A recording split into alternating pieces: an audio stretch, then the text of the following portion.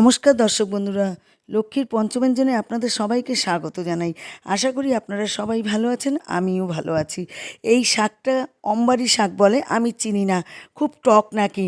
এই শাকটা আমি আজকে রান্না করছি সর্ষে, রসুন, কাঁচা লঙ্কা সম্বার দেবো, একটু ভাজা ভাজা হবে। আমি এবার শাকগুলো দিয়ে দেবো, বেশি কিচ্ছু লাগে না, খুব সিম্পল রান্না, কিন্তু খেতে খুব স্বাদ। এবার আমি একটু হলুদ দিয়ে দিলাম, একটু লবণ দিয়ে দেবো, সামান্য একটু মিষ্টি দিয়ে দেবো, না দেওয়ার মতো, দিয়ে শাকটা রান্না করব। ভীষণ নাকি টক, আমি এই প্রথম খাবো। হ্যাঁ, তা শাকটা ঢেকে দিয়েছিলাম, হয়ে গেছে।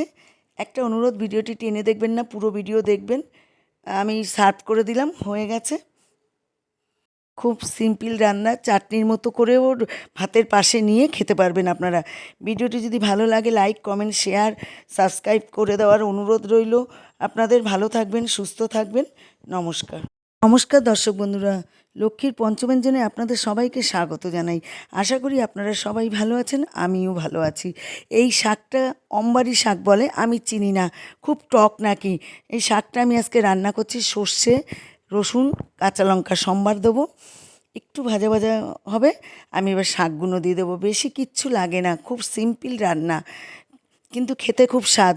এবার আমি একটু হলুদ দিয়ে দিলাম, একটু লবণ দিয়ে দেবো, সামান্য একটু মিষ্টি দিয়ে দেবো, না দেওয়ার মতো, দিয়ে শাকটা রান্না করব। ভীষণ নাকি টক, আমি এই প্রথম খাবো। হ্যাঁ, তা শাকটা ঢেকে দিয়েছিলাম, হয়ে গেছে। একটা অনুরোধ, ভিডিওটি টেনে দেখবেন না, পুরো ভিডিও দেখবেন। আমি সার্ভ করে দিলাম, হয়ে গেছে। খুব সিম্পল রান্না, চাটনির মতো করেও ভাতের পাশে নিয়ে খেতে পারবেন আপনারা। ভিডিওটি যদি ভালো লাগে লাইক, কমেন্ট, শেয়ার, সাবস্ক্রাইব করে দেওয়ার অনুরোধ রইল। আপনাদের ভালো থাকবেন, সুস্থ থাকবেন। নমস্কার।